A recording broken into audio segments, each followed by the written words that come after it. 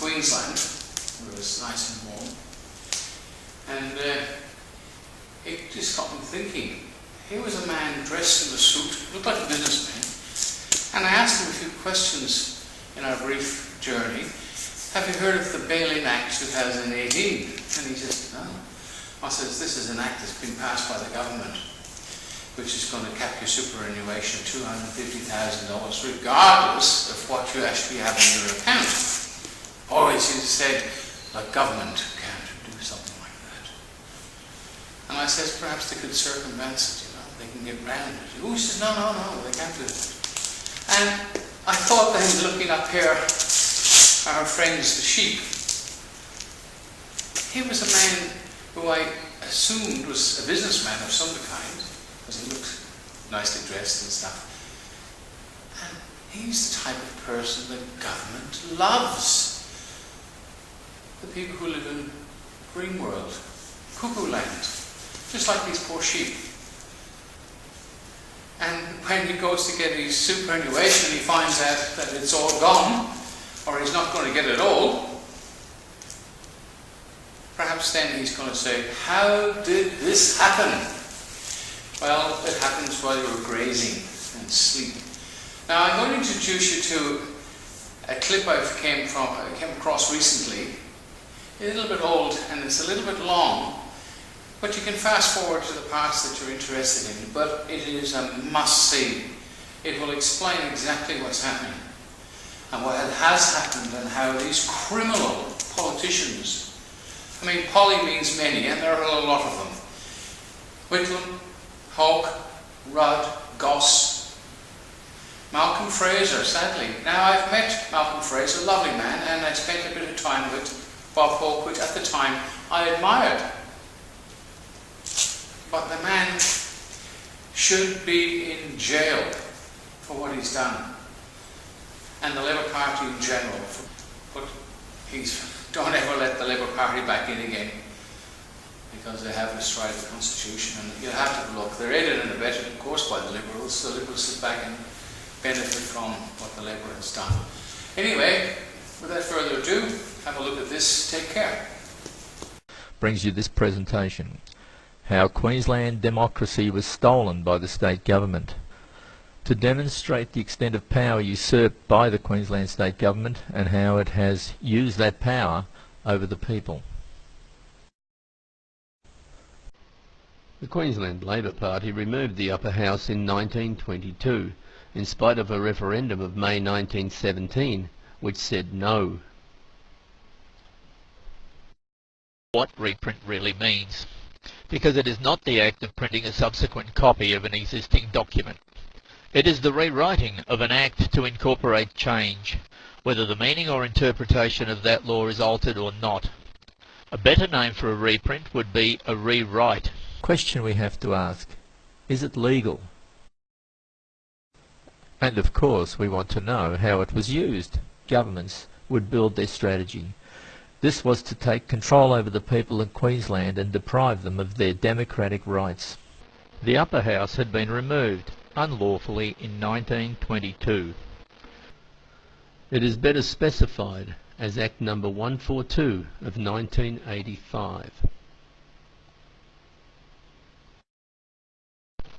To better understand the manipulation that is the Australia Act 1986, we must first understand what it is and also what it does.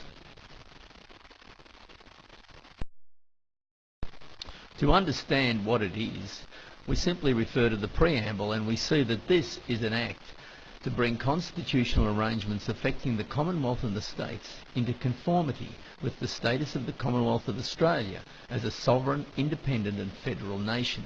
Now, the important words we look at here are constitutional arrangements, meaning that this matter affects every single Australian and surely must be subject to a referendum. Do it. Well, instead of a referendum, Bob Hawke, the Prime Minister of the time, and the then Premiers of the states decided for you. They arranged for legislation to be passed by each state. The Australia Act Request Acts of 1980. But 1947 was also a year when the challenge against bank nationalisation forced on us a realisation of the restrictions and restraints imposed by the Constitution, and in particular by Section 92. Consequently, this led to a rethinking of our approach. Please note that the Australia Act did not arise in the 80s. It was born of a need in 1947, a need to follow a socialist agenda of nationalising banking, which could not be continued because of the restrictions and restraints of our Constitution. Here are some of the key players in this game of your life. And why did they do it? To promote their hidden agenda, the move to a socialist republic. A hollow, make-believe nation with no people. How could there be any people when they are in the Commonwealth of Australia? And no assets. These all belong to the Commonwealth of Australia, the people. But that doesn't matter, because so many Labor people appear to want.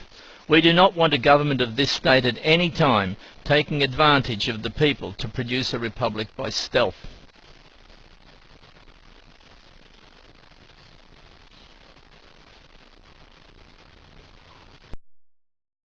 An alternative means for what?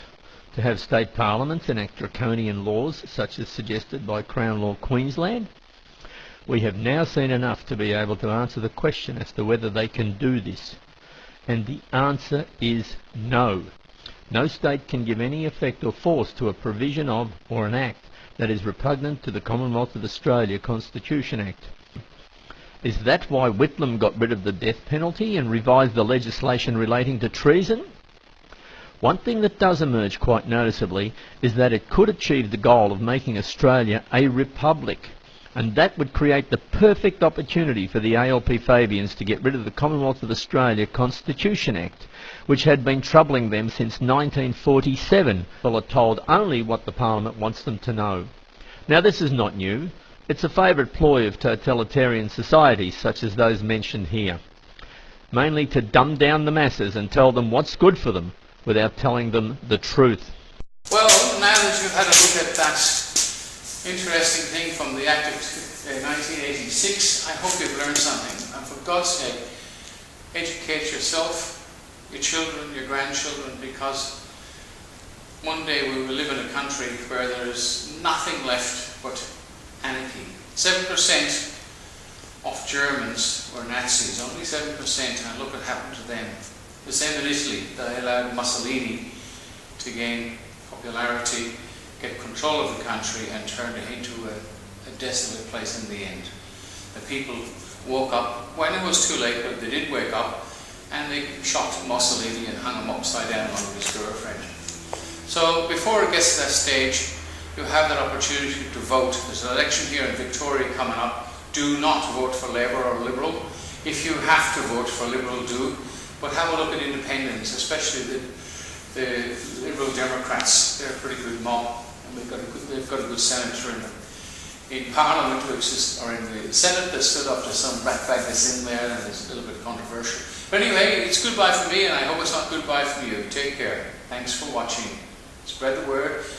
And I know it's hard to subscribe, but force yourself.